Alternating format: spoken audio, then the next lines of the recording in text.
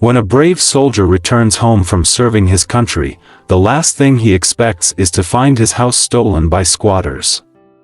Little did they know, a group of bikers was about to show up and do the unimaginable. U.S. Army Specialist Michael Shai, a brave soldier who had served his country in Afghanistan, stood in total shock in front of his beloved home with his wife, Danielle, by his side. Michael's heart sank as he realized that something was terribly wrong. The once well-maintained lawn was overgrown, and the windows were covered with unfamiliar curtains. The couple, currently stationed in Hawaii, had been looking forward to returning to their peaceful abode after months of being away. However, as they approached the front door, the unsettling feeling only increased. He reached for his keys, but as he tried to insert them into the lock, he found that they wouldn't turn.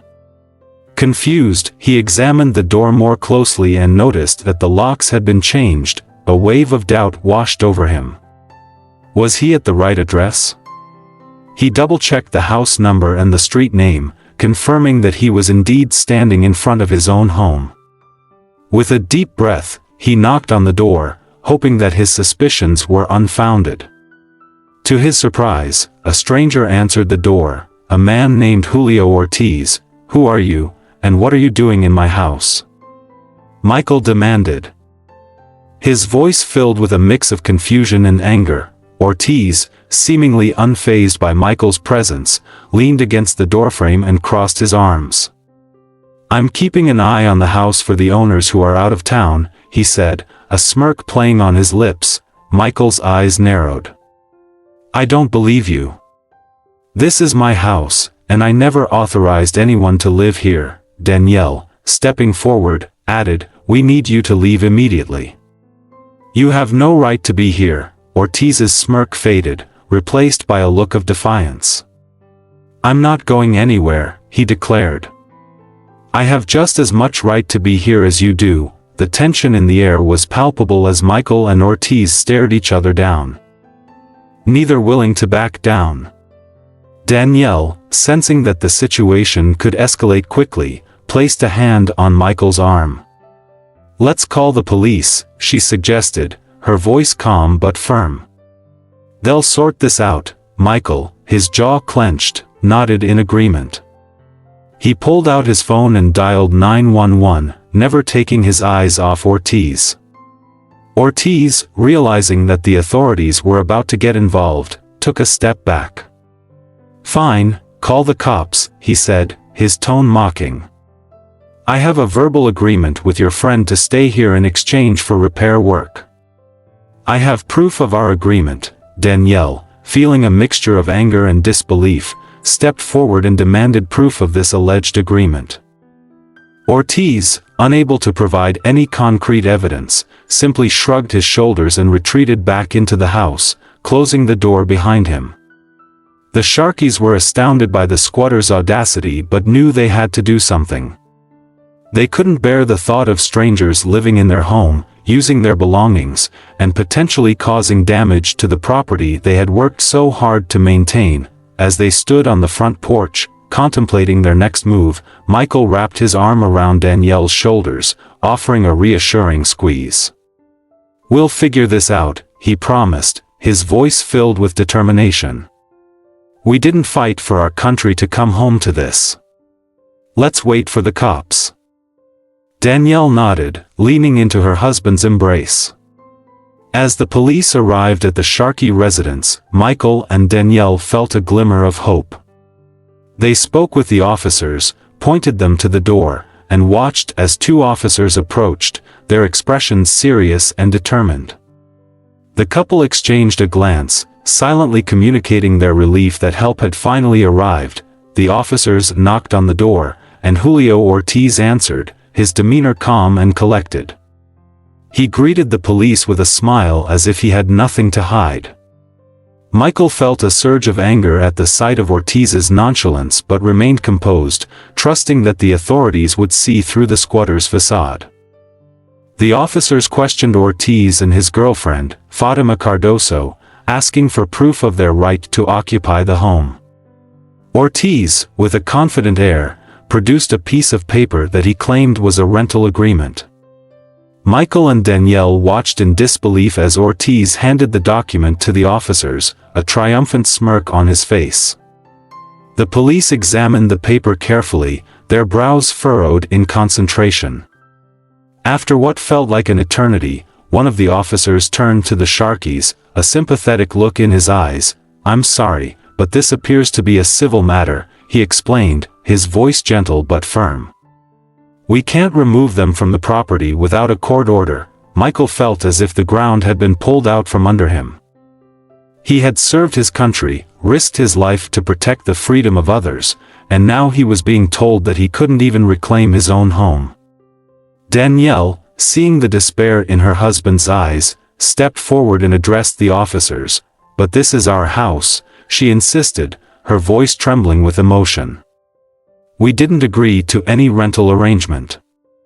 These people are trespassing." Due to legal restrictions, the officers could only express their regrets and suggest that the Sharkies consult a lawyer. As they departed, Michael and Danielle were left standing on their own front lawn, feeling helpless and betrayed. In the days that followed, the Sharkies reached out to Lisa Pettis, the friend who had been supervising their home in their absence. Lisa, a kind-hearted woman in her 50s, had been entrusted with the task of keeping an eye on the property and ensuring that everything was in order. When Lisa learned of the situation with Ortiz and Cardoso, she was horrified.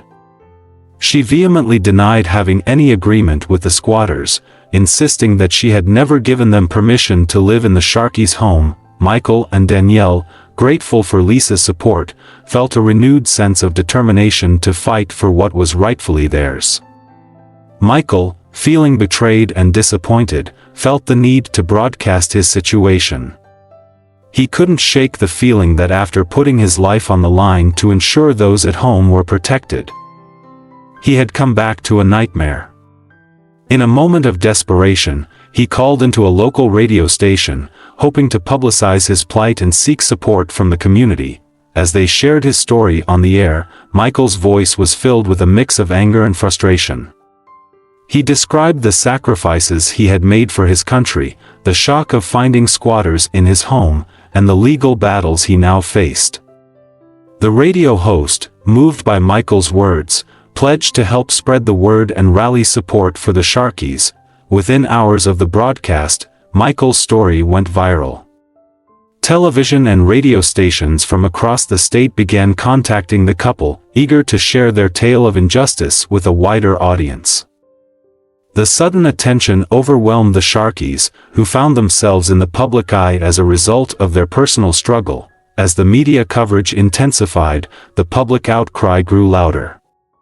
People from all walks of life expressed their outrage at the idea of squatters taking advantage of a soldier's absence. Social media platforms were flooded with messages of support for the Sharkies, with many calling for swift action to be taken against Ortiz and Cardoso.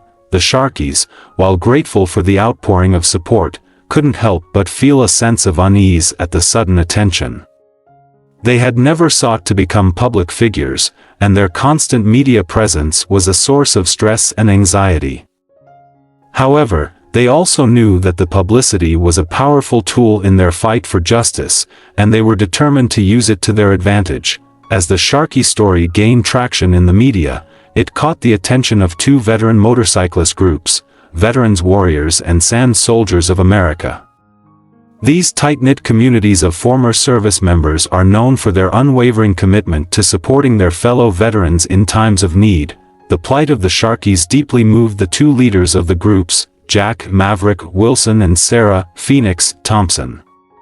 They understood the sacrifices that soldiers like Michael made to serve their country, and they couldn't stand the thought of a fellow veteran being wronged in such a way. Maverick, a tall, broad-shouldered man with a salt and pepper beard, had served in the Marines for over 2 decades.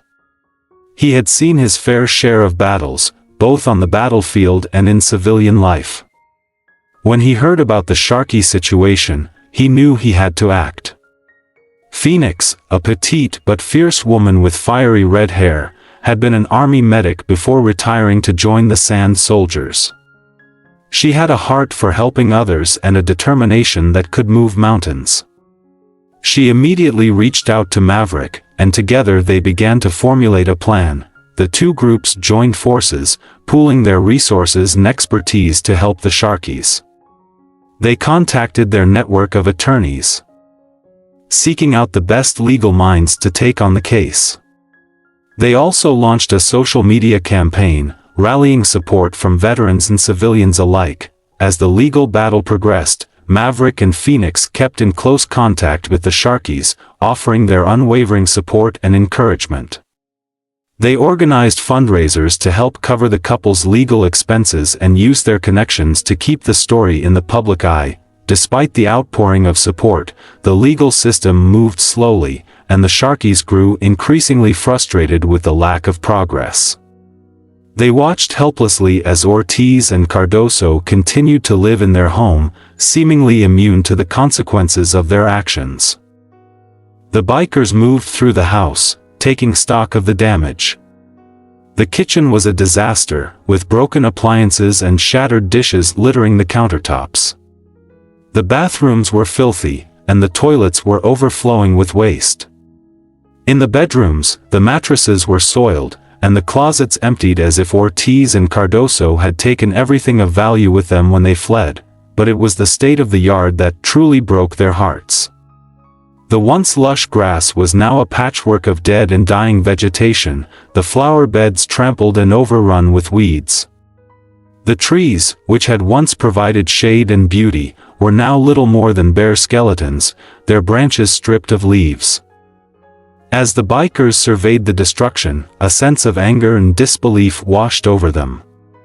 How could anyone treat another person's home with such disregard? How could they leave behind such a mess, knowing the pain and hardship it would cause? But amidst the anger, there was also a sense of determination.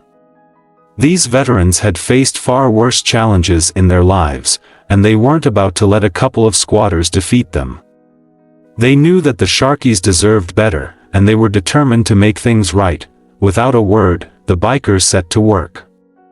They started the arduous task of cleaning up the mess Ortiz and Cardoso left behind. They scraped the dog feces from the floors and tore up the ruined carpets. They patched the holes in the walls and repainted the rooms in warm, inviting colors. They also scoured the bathrooms until they sparkled and replaced the soiled mattresses with fresh, clean ones. In the yard, they worked tirelessly to bring life back to the barren landscape. They pulled up the weeds and planted new flowers. They trimmed the trees and laid down fresh grass seed. They even built a small vegetable garden. As the day wore on, more and more veterans arrived to lend a hand. Word had spread quickly through the biker community, and soon the Sharkie residence was buzzing with activity. The sound of laughter and camaraderie filled the air as the veterans worked side by side to restore the home to its former glory. For the Sharkies, watching the transformation unfold was an emotional experience. They had never imagined that so many people would come together to help them in their time of need. They felt a sense of gratitude and humility that was almost overwhelming, and they knew that they would never forget the kindness and generosity of these brave men and women. As the sun began to set on that remarkable day, the veterans gathered around the Sharkies to admire their handiwork. The house, once a symbol of despair and betrayal, now partially transformed, stood as a testament to the power of community and the unbreakable bond of brotherhood. Maverick and Phoenix, seeing an opportunity to make an even greater impact, decided to set up a GoFundMe page to help cover the remaining repair costs for the Sharkies' home. They knew that the veterans had already done so much, but they also recognized that there was still work to be done to fully restore the house to its former glory. The response to the GoFundMe page was overwhelming. Within hours of its launch, donations began pouring in from all over the country. People from all walks of life donated what they could to assist the couple in rebuilding their lives after hearing the Sharkie story and seeing the bikers' selfless deeds. with the funds raised through the GoFundMe page, the Sharkeys were able to complete the remaining repairs on their home.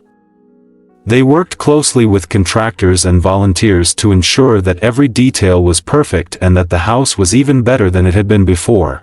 As they settled back into their newly restored home, the Sharkeys knew that they had been given a precious gift, not just a house, but a sense of belonging and a reminder of the goodness that still exists in the world. They made a promise to themselves and to each other that they would never forget the kindness and generosity that had been shown to them and that they would always strive to pay it forward in whatever way they could. The heartwarming story of Michael Shai and the veteran bikers who came to his aid is a testament to the power of community and the unbreakable bond of brotherhood. If you were in Michael's situation, how would you have reacted to finding squatters in your home? Let me know your thoughts in the comments below. Thanks for watching, and see you in the next video.